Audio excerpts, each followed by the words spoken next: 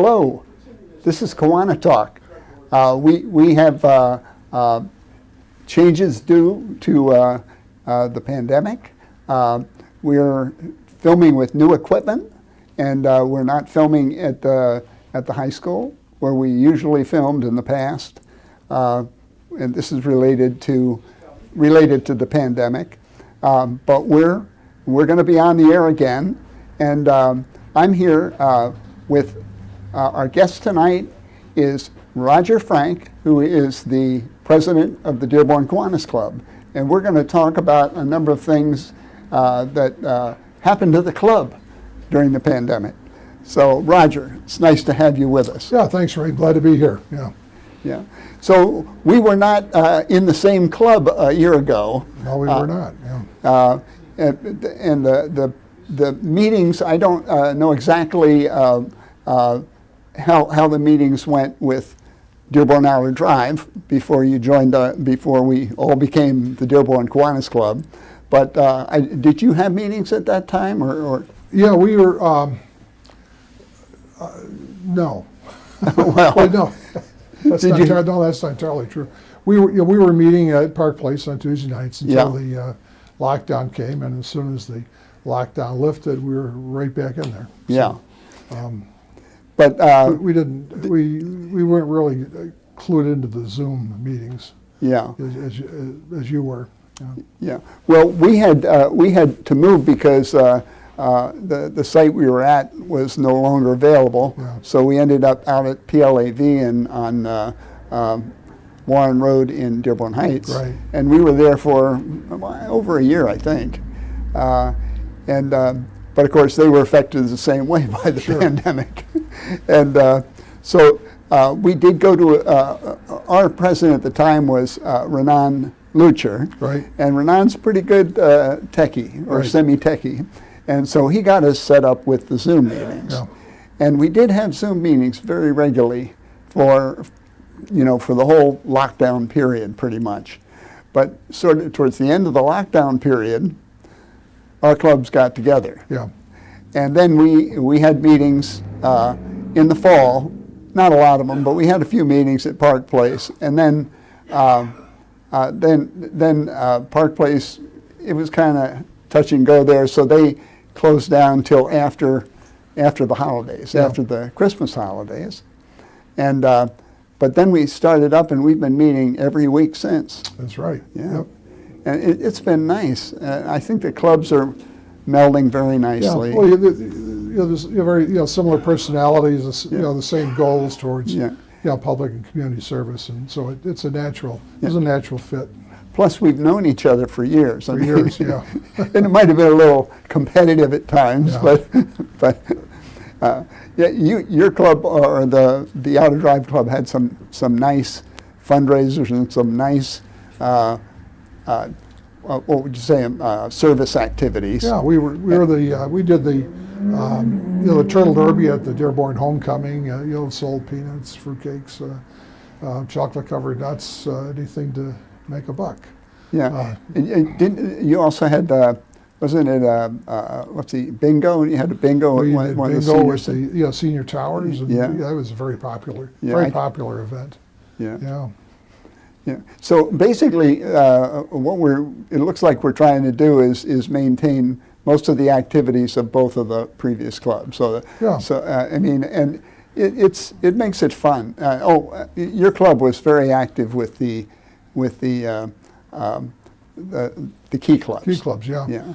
We have Dearborn Outer Drive. We had Fordson Key Club, Dearborn High School Key Club, and with the merger, then we picked up another club, Mellondale High School, Edsel Ford, and Annapolis, and now the Crestwood High School they want to form a Key Club, and we'll be sponsoring them. The Key Club is an exciting. It's an exciting movement. What it is. It's a service club at the high school level, organized and run by the high schoolers, by the kids themselves. There's a faculty advisor, and the faculty advisor is an advisor, not the instigator. And the kids run it themselves. They have elections, they have officers, they have meetings, they have fundraisers. They have their various activities. They run. They have conventions. They have conventions, and then they're run by the students. The whole idea is it's a youth development program at the high school level. Yeah. And these kids, I'll tell you what, you say what you want about the schools, but every year I see these kids going to Hartford. We got one going to Stanford this year. I don't know how many to University of Michigan. These are very, very smart kids. A lot of them they're going on scholarships too. It seems to be that those clubs tend to attract very ambitious and very capable young people. Oh, they do. And they really get into it. They're very motivated by the activity. Yeah. Earlier I had a doctor's appointment, and I was wearing my Kiwanis shirt, and the doctor said, "Gosh, I belonged to the Key Club when I was in high school." And it was in Seattle or someplace, but that's good. It's always nice to hear. Well, we actually had a picnic last night. It was just last night, wasn't it? I think Tuesday night. Yeah, Tuesday night, and at the picnic, about 8 of the Dearborn High Key Clubbers came to help set up and so on. And you could just watch them working around together. They were so happy just to be there together. Oh, sure. They didn't need to mix with. They were friendly to us, but they so enjoyed being together doing something. And I think there were about five young ladies and three young men, I believe. I talked to a couple of them, and they're so enthusiastic about school. Oh yeah, these are sharp kids. It's a great program. It's a international program. They have a convention once a year. That's people come from all over the world to attend it. Well, the thing a club like ours needs, and this is always a problem, is we need new members, and we'd like some that are a little younger than some of us. Sure. And we meet where? Right at Park Place? Right, Park Place here in Dearborn, 6:15 on Tuesday evening. We have a little social period starting about 5:30, and usually we're done by 7:30. Yeah. So never later than 8. Yeah, So, and it's kind of a fun. And the food's very good. So, yeah. It's kind of a fun meeting because it's always got a little bit of structure to it, so you know what's coming. Right. And some of the activities like the happy dollar or sad dollar is just a very short thing that someone can volunteer their thoughts about something that happened, and very often a humorous item. Yeah, the meetings they're purposeful. They have a little bit of announcements, and we do some planning for future events, and we usually have a quality speaker, talking about a variety. It might be community related or something of interest to the group. So, well, I'm going to go back a little bit because I met you first when before you were in the Dearborn Outer Drive Club, because the Dearborn East Club and the Outer Drive Club merged. That's correct. And so we're going back. How long? That's got to be 25 years ago? Could be. Depends how far back you want to go. Yeah, that's right. For me, it's been about 30 years. So yeah. Give a little synopsis of the calendar for the club. Just a little synopsis of how the year goes. Well, in Kiwanis, the administrative year for Kiwanis begins on October the 1st. It runs through September the 30th. We have elections in May for the following year. In that 6-month period between May and October, the president then lines up the various committee positions for people to take over. So there's a smooth transition in October.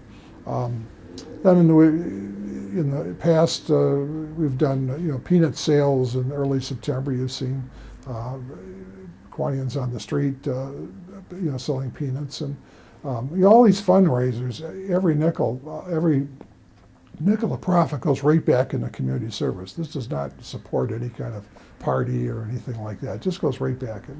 We support these key clubs, all kinds of senior activities, children's activities, scholarships. We pass out dictionaries to every 3rd grade kid in the city of Dearborn, every school kid. It's about, I think there are about 1,600 dictionaries. It's quite a project. Yeah. We go through the year, and we have, the Key Clubs are running, and we were involved with the Key Clubs, and some are involved with volunteering down at the VA hospital, although that's been on hold with the pandemic. There's a sandwich making project with for hungry people, and there's a project with the Salvation Army that's an ongoing. And at Christmas time, we've collected toys for the Salvation Army toy cabinet. It goes to the branch here on Warren, and we collect these toys, and then the parents come in and they can pick out a toy for their child, and then they take it home and wrap it and whatever. And this goes on throughout the year. And it's, Yeah, and the Salvation Army, that's been one that I put in a little extra time for the Salvation Army. And that's right. That's acceptable for a member to go out and do another activity, and then the club gets recognition for it. Yeah. Because the Salvation Army adds up the total and recognizes the club for that those donations. Yeah, a lot of these things can be done independently, but what we provide is a focus for being able to, doing that in a little more direction. So. Yeah, and actually, what it got me, I did this so regularly for quite a while that it got me on the Dearborn Heights Salvation Army Community Board. Oh, really? Yeah. Which is not tough. Yeah. You go to a meeting once a month, and they usually skip a couple months in the summer, or if there's a problem, they'll postpone it. And but it's I didn't know this before I got asked to be on the board.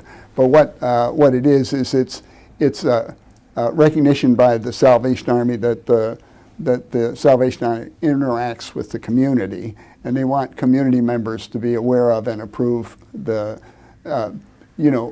sort of the business activity of the Salvation Army.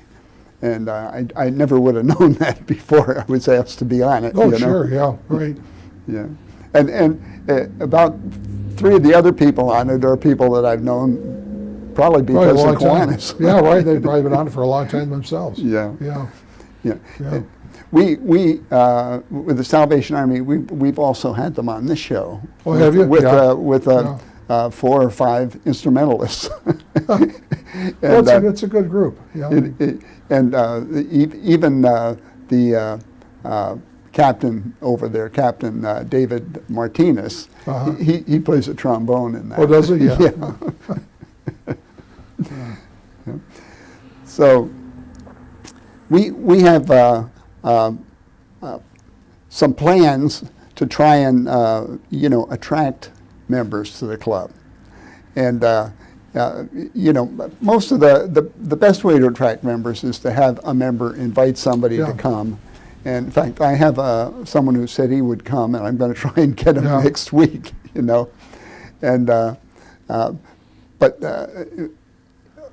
we've always hoped that some of the young people coming out of the Key Clubs, or we also have a Circle K at U of M Dearborn. Yeah. We do have a current member that was in that Circle K, but she's taking medical degree right now, so she hasn't made a meeting lately. Yeah. Circle K, it's like a Key Club or a Kiwanis Club at the college level. At the college level, that's right. And then we have another group. It's called the Dearborn Young Professionals, which is these are young people out of college that are working and. Now do you know where they meet? I think they meet monthly, isn't that right? They have a little different format. They meet, I forgot exactly what the formula is, but I think they meet once a month, and they might have a social activity once a month, and a project once or twice a month. And do you know where they meet? No, I don't. They were meeting at Bailey's, and then of course that shut down, and everything was shut down. So I really don't know. They of course had the same problems that all the clubs had. Oh, sure. During the pandemic. Yeah. But we're open to new members, people that are interested in public and community service. The thing is with the service clubs is city can make a city. City government, they can create, they can pick up the garbage and police the streets and plow the sidewalks and all that. But it's service clubs that really make the community, really make things, interact, and that's really our purpose. Yeah. They're not going to, the city government's not going to form a key club and work with these kids and have reading programs. It just doesn't work. That's what we do in Kiwanis. Yeah. And so people that are interested in that kind of activity, we're it. Yeah. Roger, we're going to take a little break now for a short commercial on Kiwanis, and we'll be back in about a minute.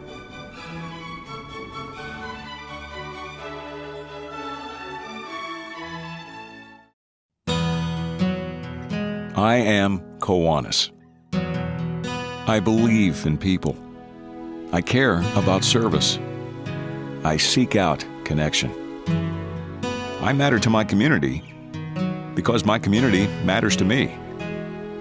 I reach out to others. I reach inside myself because I am Kiwanis. I know a good cause when I see one. I know a kindred spirit when I meet one. I know the impact we make together when our need to help meets our willingness to act. I am Kiwanis. I take notice. I take pride. I take action. I take the opportunity to make a real difference in the life of a child, in the life of my town, in the part of myself that grows stronger by working and serving with others. I'm here. I'm inspired. I am Kiwanis.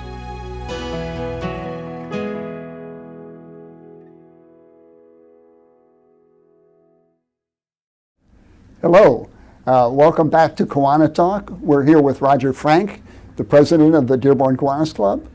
And Roger, we've been talking about different, aspects of the club. But what I thought might be interesting is to talk about a couple of recent guests we've had at our programs. Why don't you give us a little background? Our objective is always to have a program that's of interest to the members and has relevancy in the community. Recently, we had George Duraney, who's the city clerk in the city of Dearborn, and talking about elections. He's running unopposed, so feel free to mention his name. Sure. But he was quite interesting. Talked about the last election and how the absentee balloting works and how the city, how they track every single absentee ballot and they verify the signatures. And they had thousands and thousands and thousands of ballots. Another speaker we had, his name is Bilal Hamoud.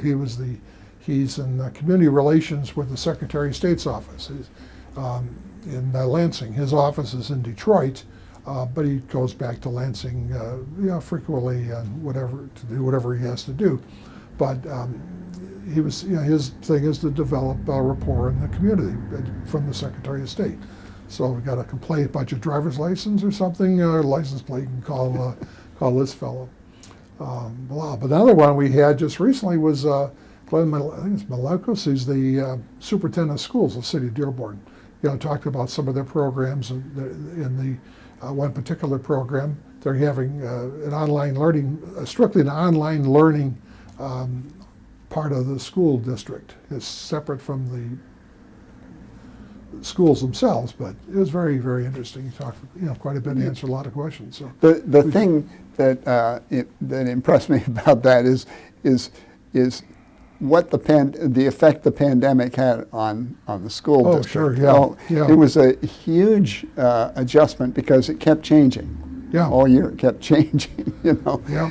And all the teachers had to go to this online learning, and then later in the year they came back in person, and it was never 100%. Yeah, right. There was still online learning for students that didn't feel they were able, or parents that didn't feel their students should be in school yet. Yeah, huge adjustments. Yes.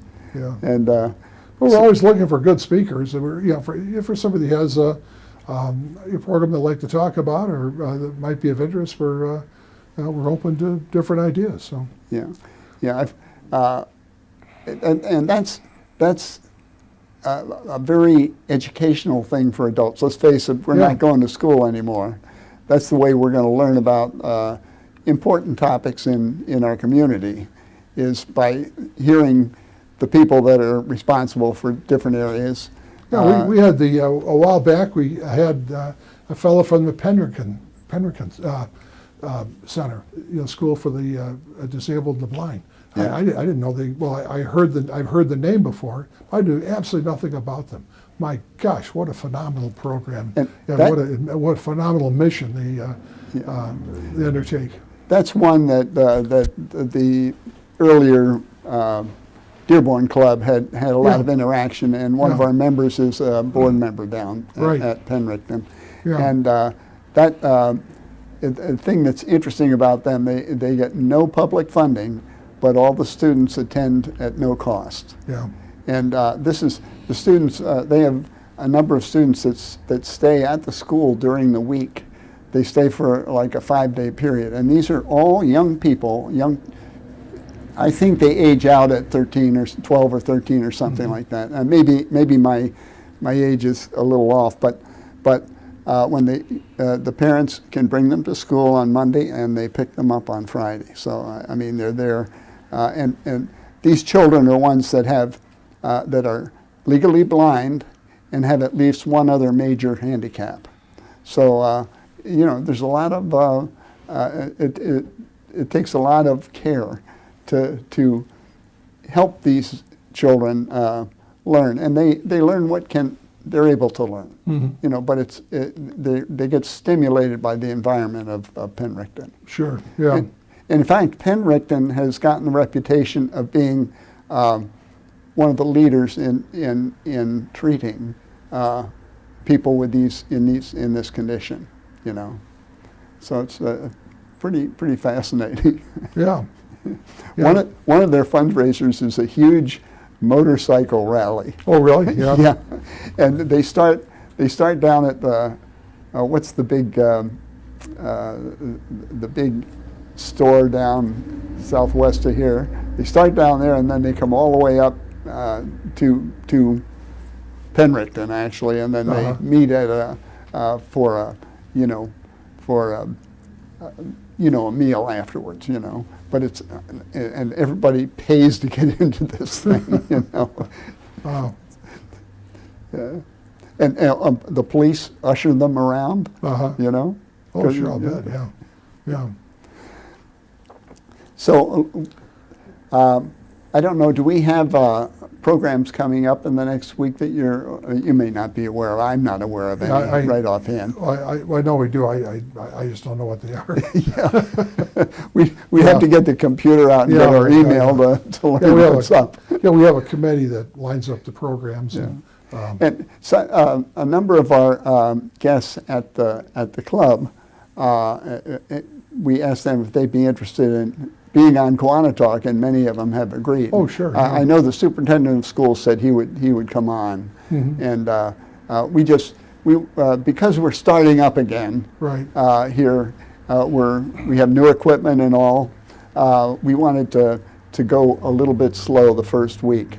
But next week, next month, we'll probably have more guests. You're ramped up, yeah. We're always looking for new people. If you have an interest in Kiwanis and like to learn a little bit more, feel free to call me personally. It's Roger Frank, and my email is rogerfrank@aol.com. Very complicated. Or my cell phone number is 313-608-7799. Again, 313-608-7799. Or I think our website is dearbornkiwanis.org. So it's very easy to get hold of somebody. Feel free to avail yourself, and we meet on Tuesdays, and I'll buy you dinner. Well, I might as well give my website too. I'm rscoboria at AOL.com. It's RSCOBORIA at AOL.com. And I'll even give you my my cell phone number. It's 313-215-4100. Yeah. Give me a call, and you know, I'd be happy to have you at my table. At your table, too. That's right. It's got a big table. Actually, that's something interesting about. We were at the 50% deal at Park Place, Right. so we can only sit 4 at a table. Right. But now we're past that. We can sit 6 at a table. We can be a little more sociable. Yeah, right, yeah. So, and the nice thing is also to switch tables It is. and kind of interact with more members of the club. And I'm looking forward to next year when I'm able to do that instead Yeah. of having to sit in the front. yeah, you're strapped to the head table. Yeah.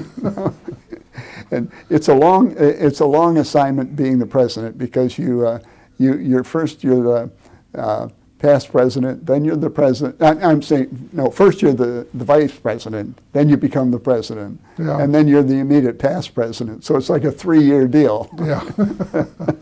And sometimes the president says, I'm not going to be here next week, when you're the vice president and you got to fill in. Yeah, right. Yeah. It happens to most vice presidents sometime during the year. Well, that's why we have a vice president, so. Yeah, that's right.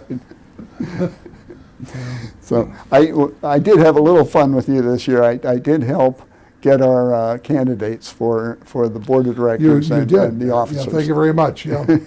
Yeah, it should be a good year next year. I Yeah. think it will be. Yeah. I think it will be. So we're down to our last minute, and we've kind of hashed out a lot of our Kiwanis activities. Is there anything you can think of that you'd like to say in closing, Roger? No, we're open to open for ideas and unmet. Try and look for unmet needs, and we can join in with. We work with other groups, other clubs, and if there's interest, please give me a call, 313-608-7799, or Roger Frank at AOL.com. Thank you very much, Roger, for being our guest on KiwaniTalk. Well, thank you, Ray. Thank you for joining us. Join us again soon.